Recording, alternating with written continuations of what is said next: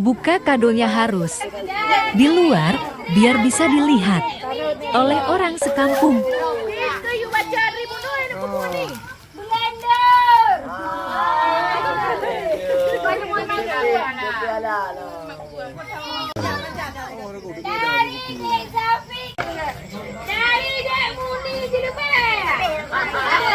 Yang buka kado suaranya gede banget.